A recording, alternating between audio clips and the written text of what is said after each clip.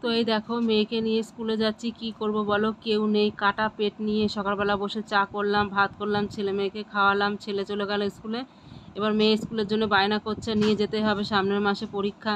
মানে মায়েদের তো আর বসে থাকলে হবে না, হাজার কাটা ফাটা যাই থাক, মায়েদেরকে বাঘিনীর মতো হয়ে থাকতে হবে, বাঘিনীর মতো যতই কষ্টই হোক।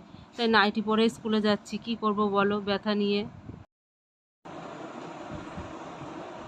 গুড ইভিনিং, কেমন আছো বন্ধুরা সবাই? আশা করি অনেক ভালো আছো।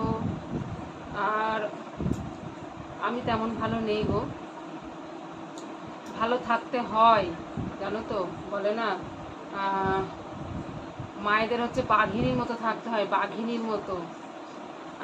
তো দেখো আমার মেয়ে তুমি তো আসলেই বাঘ।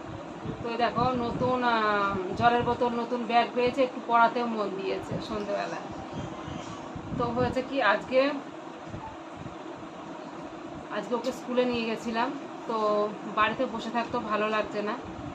এবার ছেলেও স্কুলে গেছে।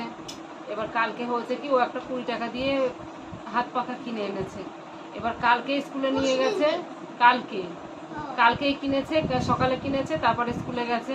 তো গিয়ে স্কুলে গিয়ে রেখে এসছে। বাড়িতে এসে প্যান প্যানাচ্ছে, আমার পাখা কই, পাখা কই, পাখা হারিয়ে গেল।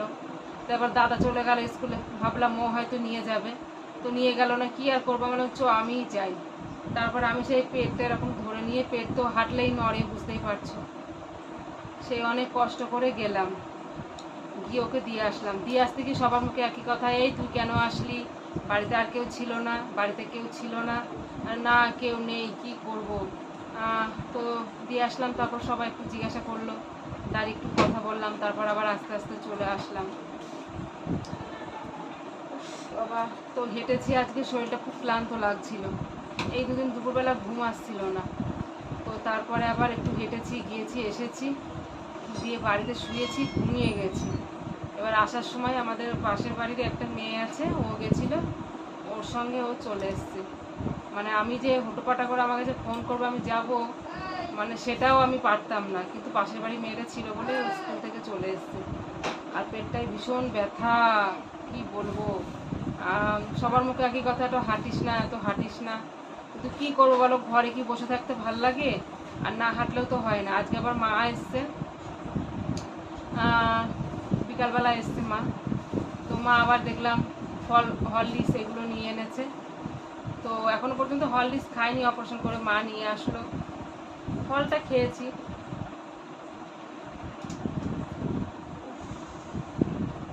একভাবে বসে থাকতে পারছি না, আবার এ পাশ থেকে ও পাশ হতে গেলে খুব ব্যথা লাগছে, একটু নড়াচড়া করা যাচ্ছে না। কিন্তু কি করব বলো, করতে তো হবে। আর ওই আমার আবার ওই অসুস্থ বলে ওই সব সময় শুয়ে থাকা, এটা পারবো না, ওটা পারবো না, এটা করতে আমি পারি না। আমার মনে হয় যতটা পারি নিজের কাজ নিজে করি। যেমন সন্ধ্যাবেলা চা করলাম, সবাইকে দিলাম, সবাই খেলো, এইগুলো বেশ ভালো লাগে। একা একা বসে থাকতে ভালো লাগে না বাড়িতে, কোনো কাজ না করলে। মানে পরাধীন জীবন আমার সত্যিই ভালো লাগে না। আমার মনে হয় স্বাধীনভাবে নিজের জীবন, নিজের যেটা খুশি সেটা করব। ওই কারোর কাছ থেকে দাও গো, ওটা দাও গো, ওটা দাও গো, ওটা পারছি না। ওই পরাধীন জীবন আমার সত্যিই পছন্দ না। আর ভগবান বারবার আমাকে সেই দিকেই ঘুরিয়ে দেয়, সেই পরাধীন জীবনের দিকেই ঘুরিয়ে দেয়। এখন ওই রাতে রুটি হয়েছে, রুটি খাবো, খেয়ে দিয়ে শোবো, তাড়াতাড়ি শুয়ে পড়বার। এত গরম দিচ্ছে, কিচ্ছু পাচ্ছি না, মানে ভালো লাগছে না গরমে। তো ফল টল খেলাম একটু, বিকালবেলা খাওয়ার পর খেলাম। আর হরলিক্সটা কালকে সকাল থেকে আবার খাবো, কয়দিন ধরে না খেলে তো হয় না, শরীরে জোর পাওয়া যায় না। তোকে না দিয়ে কি আমি খেতে পারি বল? তো যাই হোক বন্ধুরা, সবাই ভালো থেকো। আজকে আর বেশি গল্প করলাম না, পারছি না, পেটে ভীষণ ব্যথা, ভীষণ ব্যথা, এপাশ ওপাশ হতে পারছি না। জর্দা আগে এই জর্দা পান খেতে আমি ভীষণ ভালোবাসতাম। মানে খেতাম না সেইভাবে, মার কাছে গেলে পর বলতাম একটুখানি জর্দা দিতে, ওই সেন্ট হতো, বেশ হেভি লাগতো। কিন্তু এই অপারেশন করার পর থেকে আমি গন্ধই সহ্য করতে পারি না। তো যাই বন্ধুরা, গুড নাইট, বাই।